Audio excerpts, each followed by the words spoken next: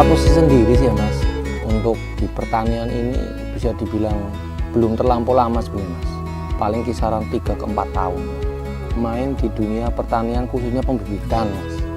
Kalau aku pribadi sekarang memang lagi kepingin totalitas untuk pengenalan varietas-varietas di alpukat khususnya. Ya tahu sih untuk kayak durian, mangga, kelengkeng apa tahu, cuma memang untuk sekarang ini yang pingin aku totalitas karena memang banyak teman petani juga. Saya merasa kasihan tentunya karena mereka awal-awal dulu beli bibit dari pembibit yang kurang amanah, mungkin bisa bilang seperti itu. Kenapa saya bilang kurang amanah? Mereka asal taunya itu bibit sambung, dan yang jual pun itu kan rata-rata penjual keliling kayak gitu loh Mas. Penjual keliling yang nggak tahu varietas apa, adaptifnya di DPL berapa, kan bikin saya terketuk hati untuk ya setidaknya membenahi biar petani kita itu nggak kasihan lah karena salah pilih varietas kayak gitu. Kalau untuk varietas sendiri, kebetulan saya sendiri kan bisa dibilang ya keseharian lah, itu kan panggilan Mas, buruh sambung saya. Buruh sambung di tempat-tempat teman, termasuk ada juga di luar kota, pernah saya kerja di tempat teman. Kalau untuk varietas yang sudah saya sambung kayaknya udah berpuluh-puluh varietas. Beberapa banyak teman di media Kang Soleh, kalau aku sendiri Mas nggak tahu, tapi memang ya nggak apa-apa lah, memang nama aku Soleh, kebetulan aku orang Jawa jadi ditambahin Kang kayak gitu.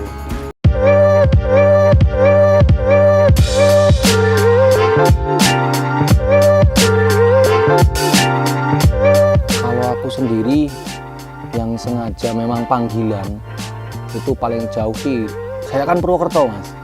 Itu panggilan paling jauh sih saya di Banjarnegara. Terus sama lokalan sini alhamdulillah mereka itu masih percaya sama saya, masih punya kepercayaan besar lah. Alhamdulillah selama ini saya kesana kemari dapat panggilan, dapat job nyambung Mas. Alhamdulillah buat penghasilan saya keseharian. Jadi kalau dibilang paling jauh, pernah saya main ke tempat teman di Jawa Timur. Alhamdulillah yang tadinya saya tuh cuma silaturahmi, tapi karena temen aku tahu kalau aku lagi nggak banyak kerjaan dan saya bisa nyambung, akhirnya ya sama temen disuruh juga, alhamdulillah dapat duit juga. Kalau masalah sambung, khususnya tanaman buah-buahannya Mas, kan banyak. Kayak kelengkeng, manggis, mangga, alpukat apalagi, dan beberapa jenis tanaman buah lain lah kayak jeruk apa, itu sebenarnya bisa Mas. Cuma kan memang perlakuannya itu yang memang nggak bisa disamakan. Nggak bisa disamakan, memang harus tahu timing waktunya yang tepat untuk nggarap.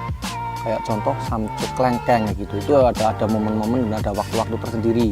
Beda halnya sama alpukat. Kalau alpukat kan dia asal kita persiapan seedling fresh, sehat, terus enresnya juga fresh, ya insya Allah kapan waktunya bisa Mas. Cuma ya itu ada tempat khusus, kayak macam greenhouse ya gitulah.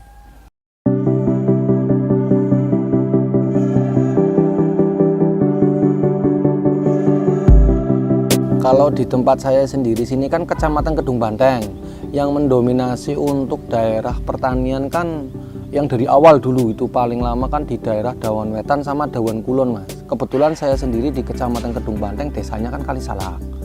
Nah, mungkin ya ada beberapa teman di sini yang sudah mulai sama satu profesi budidaya pembibitan alpukat khususnya, ya ada. Cuma memang nggak sebanyak kayak tempat Dawan Wetan sama Dawan Kulon. Kalau dibilang susah gimana sih ya, menurut aku sih gini Mas, yang namanya profesi, yang namanya suatu pekerjaan, apapun bentuknya itu, menurut saya kalau memang kita belum terbiasa kan susah ya Mas, kayak gitu menurut saya. Ya memang susah, tapi kalau udah terbiasa ya alhamdulillah lah Mas, kayak gitu. Lebih susah lagi yang jelas kalau lagi butuh kerjaan nggak ada yang nyuruh Mas, itu lebih susah, nggak ada pemasukan soalnya. Kayak gitu. Gitulah. Teman-teman kita pembibit dan ada beberapa pekebun yang riset dalam satu pohon itu nantinya ada misal 4 atau 5 varietas pun bisa kayak gitu, karena kan apa sih ya namanya, penasaran ini sama jenis A, taruh kata jenis A, jenis B, dan sementara lahan nggak mumpuni misal kata kayak gitu. Terus udah ada bahan pokok pohon lokal, itu biasanya diperlakukan ulang sistem top working Mas, jadi diganti varietas, dan di momen itu nanti sama kita diisi beberapa varietas, beberapa entres kayak gitu. Makanya dalam satu pohon itu ada bisa 3 bahkan sampai 4 varietas, nggak masalah.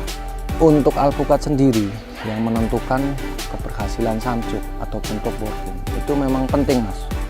Ini buat teman-teman semua yang mungkin menyimak, ini poin penting. Jadi pemilihan entres pun wajib kita utamakan. Terus batang bawah misal kayak sambung pucuk, berarti kan kita punya modal seedling. Nah, seedling itu harus fresh mas, harus dalam kondisi sehat, itu utama mas. Ya kalau masalah yang menjadikan 100% jadi itu sih kita manusia nggak mungkin bisa mas, tapi setidaknya kan kita punya standar khusus apa sih yang menyebabkan kita samcuk itu hasilnya maksimal. Bisa dibilang 100% nggak mungkin lah mas, ya 80 ke 90% insya Allah bisa, asal ya di awal itu kita siapkan seedling yang sehat, entres yang bagus, mata tunasnya yang pas, insya Allah.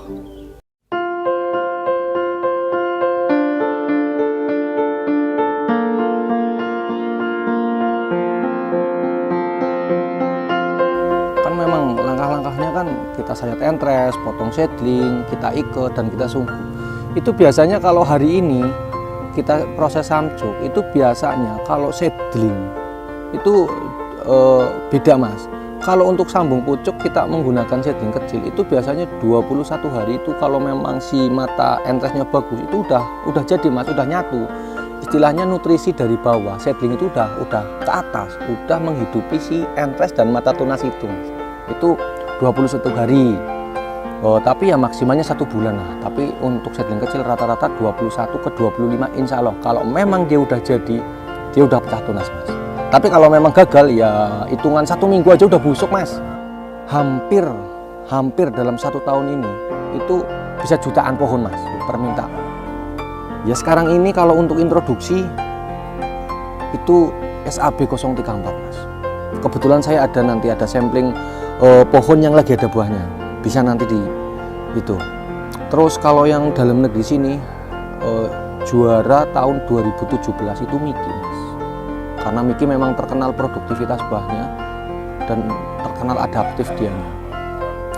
Sama untuk pemasaran buahnya pun gampang banget. Yang namanya kita, khususnya saya ini mas, itu memang harus gimana ya? Ya setidaknya oke lah, namanya bisnis kita pasti cari untung. Tapi beban moral seharusnya itu pembibit atau penjual bibit itu harus punya sedikit rasa ada beban moral nggak sih nanti, nggak cuma di depan kita jual bibit dan dapat untung. Seharusnya itu kayak gitu. Karena apa? Sesuai pertanyaan jenengan tadi masalah lokasi ataupun contoh nanti ada teman-teman yang baru mau nanam alpukat, itu saya maaf ini jangan sampai salah pilih varietas mas. Karena apa? Sebenarnya itu alpukat semua varietas itu bisa dibilang bagus, tapi kenapa jadi nggak bagus? Itu salah satunya karena salah pemilihan varietas yang cocok di lokasi masing-masing teman, masing-masing orang yang mau berkebun kayak gitu. Karena memang alpukat punya karakter masing-masing mas.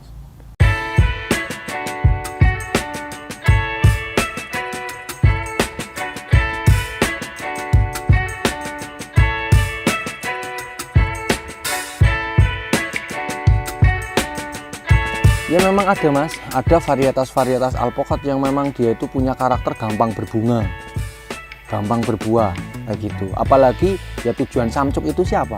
Tujuan samcuk itu kan memang proses itu dilakukan karena memang tujuannya ialah mempercepat proses pembungaan dan pembuahan nantinya kan kayak gitu.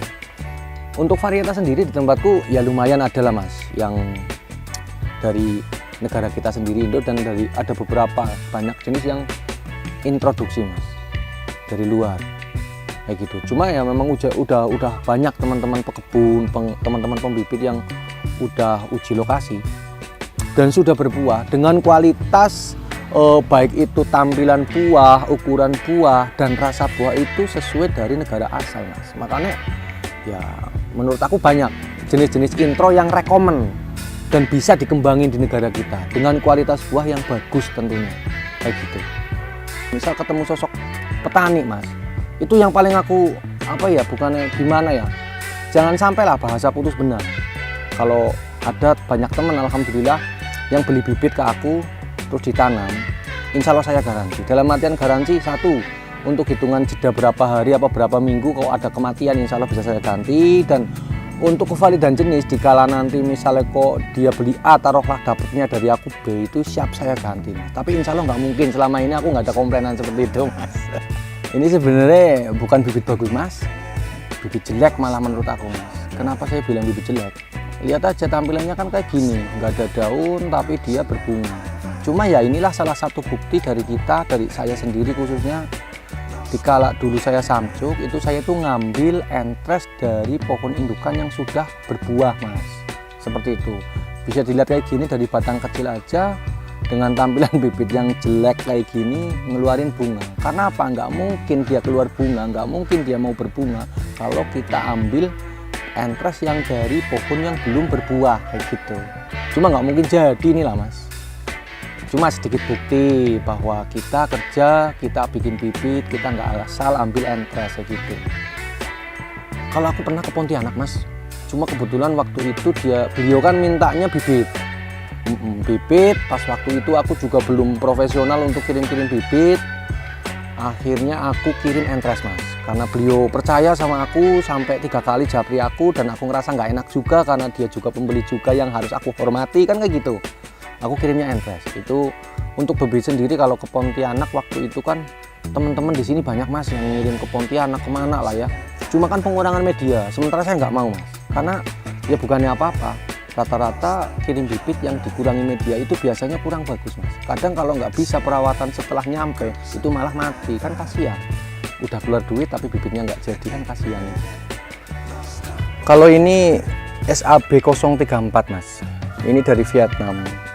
Termasuk jenis alpokat introduksi ini SAB 034. Ini buah perdana OTW 11 bulan ini alhamdulillah kemarin keluar bunga dan alhamdulillah nyantol 1 butir ini mas. Cuma bentuknya belum seideal kayak yang di luar sana, nggak tahu ya apa mungkin buah perdana atau gimana, kurang paham karena ini memang pertama kali berbuah. Kalau untuk pemilihan entres sesuai di awal tadi, memang kita produksi bibit wajib kita ambil entres dari indukan yang sudah berbuah, salah satunya ini. Cuma kebetulan untuk mata entresnya sendiri kalau di indukan ini memang kurang tepat mas. Lagi keluar daun muda, memang akhirnya kurang maksimal untuk mata tunasnya. Nanti ini mas, saya kasih lihat ini mata entres yang bagus. Ini mas, pemilihan entres yang mata tunasnya bagus, kurang lebihnya seperti ini mas. Terlihat jelas di ketiak daun ini ada mata tunas seperti ini, yang nanti lebih cepat dia pecah tunas kalau sudah samcuk seperti ini. Kalau untuk ini sendiri mas, batang entres ini kalau misal kita ambil dari potong segini nanti bisa jadi 2 sambungan minimal mas. Kalau yang udah profesional bisa saya kerjakan ya 3 lah, dikasih bisa untuk 3 sambungan. Karena banyak mata tunas pun kalau praktek kita salah ya nggak jadi, tapi 1 mata tunas pun kalau memang praktek kita benar ya insya Allah mas, kayak gitu. Itu permasalahan udah biasa apa belum kalau masalah samcuk. Intinya dalam 1 tangkai ini misal kita potong sekitar 10 cm lah ya mas ya, 10 cm ya minimal bisa jadi 3 sambungan.